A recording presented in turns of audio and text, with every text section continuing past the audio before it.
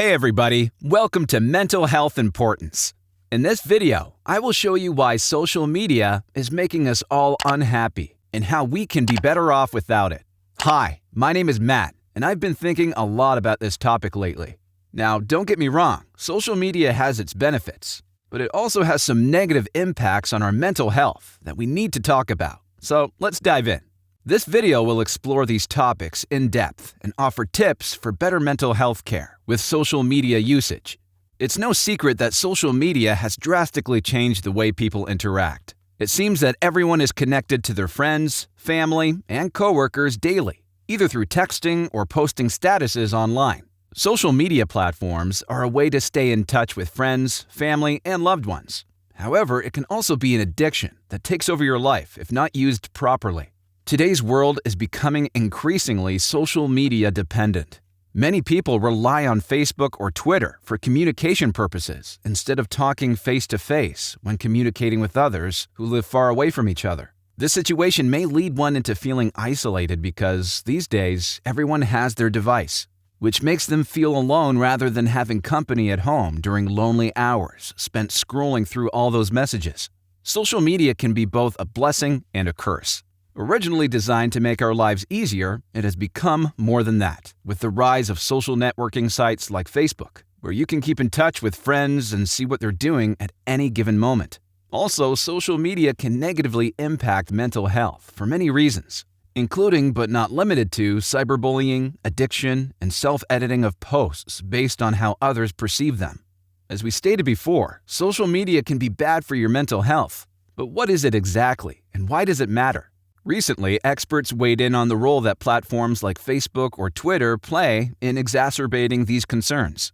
Asa Raskin at SXSW 2019 was speaking about the digital loneliness epidemic, which focused specifically on depression and loneliness. These conditions correlate to the global rise of use among young people who spend hours each day scrolling through posts instead of interacting face-to-face with other people. Social media users are constantly scrolling and clicking through their feeds, but is this really what we want? The designers behind these platforms intended for us to have the option of next page.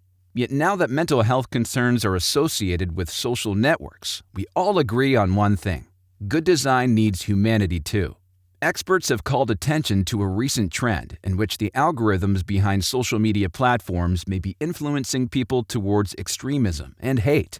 For example, YouTube has faced its fair share of backlash lately, with concerns over how quickly it leads viewers from mainstream content into fringe or radicalized communities online via an algorithm. White nationalism and separatism have always been a sensitive topic in America, but it seems like the time is finally here for Facebook to take action.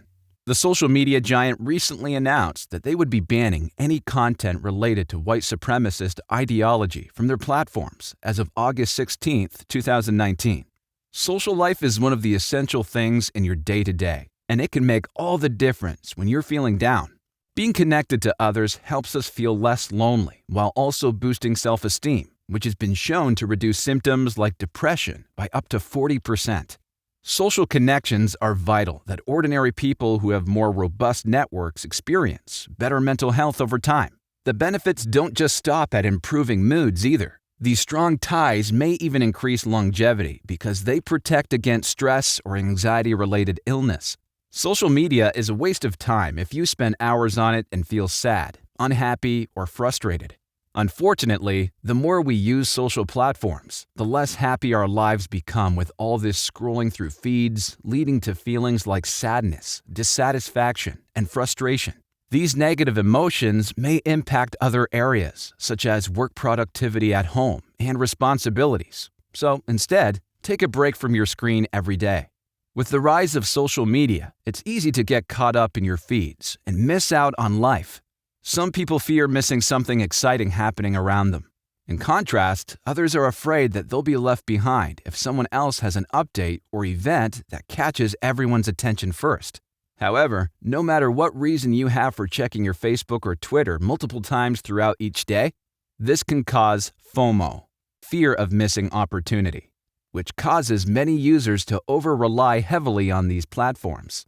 We all have that one friend who seems to live and breathe on the internet. Whether it's Instagram, Snapchat, or Facebook, they're always up to date with what everyone else is doing.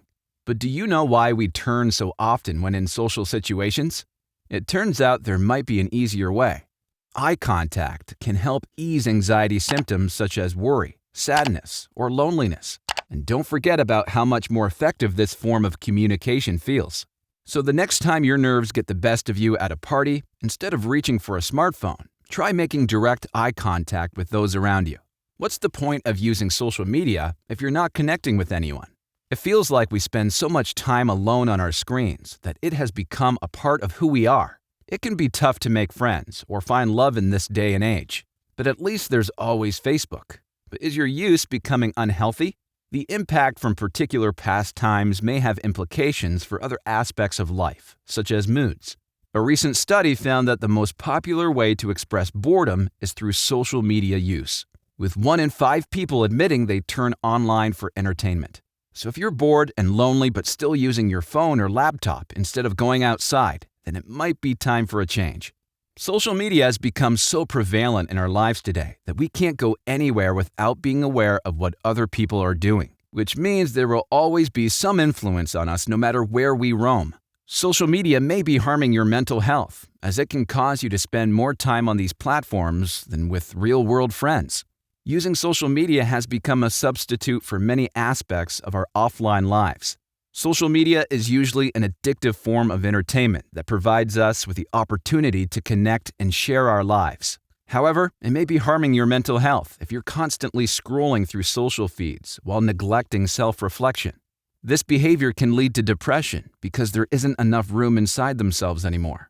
So every spare moment has been taken over by these sites, leaving little space where someone could grow into themselves. Social media can be detrimental to your mental health, as it may lead to poor sleeping patterns and an increase in symptoms of anxiety or depression.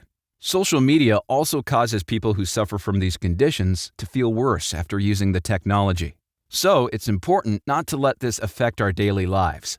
In a recent study conducted at the University of Pennsylvania, researchers found that reducing social media use by 30 minutes per day improved mental health. Those who cut back their time on Facebook and Instagram reported less anxiety, depression, as well as loneliness. The following tips can help you get a handle on your social media addiction. 1. Use an app to track how much time we spend each day on these platforms and set goals for reducing it by X amount. 2. If you feel your phone has to be always with you, turn off the ringer. 3. Turning down notifications also helps cut back because there's no more temptation in front of us all day long. 4. Leave devices disconnected overnight, far away from your room. In many ways, our phones have become extensions of ourselves. We use them for work and play alike, from checking emails at the office to sending messages on social media during breaks. Many people find that they can't go more than an hour without checking their phone when it beeps with a new notification or alert sound effect. But this constant stimulation is not always good news. If you constantly deprive yourself by limiting how often you check your device, those feelings will eventually grow more robust, and you can feel better. Social media has become an addiction for many people. It's not just about mindlessly killing time either. In some cases, social media can be used to search out specific information or check up on friends who are feeling under the weather. But suppose you log on only when bored. In that case, your experience will differ significantly from one where logging is part of how you fill your day with purposeful activities, like working hard at work and spending quality family moments together. Passively scrolling through posts on Facebook doesn't give the user any sense of connection they're looking for. But if we want something meaningful, we can take action by inviting friends over for coffee, who would probably enjoy some company as well. There are also other ways to go out walking, which may help depressed moods too, or taking up photography, because it has been proven a successful treatment option in depression. Social media doesn't just leave you feeling inadequate or disappointed about your life, but it can also negatively affect how you feel. We all deal with heartache and self-doubt, even if we don't post those feelings online, because there is no such thing as perfection in our lives. Remember, social media only shows one side of an experience, so make sure not to compare yourself unfavorably to others who share their stories publicly versus keeping them private for fear they will judge us too harshly. We all need the face-to-face company of others to be happy and healthy. At its best, social media is an excellent tool for facilitating real-life connections that can last through time. However, we should never allow virtual interactions to take place over text messages or email because they lack intimacy. It's easy to get caught up in the hustle and bustle of modern life, but if you want a happy ending, it pays off best when we take some time away from our electronic devices each week. Even just 20 minutes every morning sets us on track for success. So put down those electronics right now before something terrible happens, or someone who matters gets hurt while trying to reach out via text message. We all have those moments where we wish the ground would open up and swallow us whole. But as hard as it may seem, there's a way for you to overcome your shyness so that new friendships can be made with ease. You need some inspiration from other people. Find friends or acquaintances in similar situations and reach out through kindness. For example, invite someone over for tea time and apologize when they bump into another person at work on accident. These simple gestures will help break down barriers even more quickly than anything else. When it comes to social media, many kids are going too far. They may be using Facebook or Instagram for more than just connecting with friends and family, but also taking part in cyberbullying by posting mean things online without thinking about how their words can hurt someone else's feelings. The best way you could help your child manage these pressures is by teaching them responsible use of technology from an early age, before they even have access at home. Make sure that both parents set clear limits on what kinds of sites and apps should not appear on tablets, as well as talk through consequences if those rules aren't respected. Social media can hurt mental health, but it also can help people feel more connected. The key is finding balance and understanding how much time you spend online impacts your well-being. For example, you should limit social media use to less than 30 minutes each day. Also, opt for sites like Facebook that give you an option of turning off notifications from friends who don't post often enough. Set limits on what types of content appear in your feed. It may not be easy at first because we're all accustomed to scrolling through our feeds quickly and impulsively reacting with likes and comments. Subscribe and turn on notifications so you don't miss more videos of the importance of mental health and much more. Check out our other videos within the channel discussing a variety of mental health topics. Thanks for watching and take care.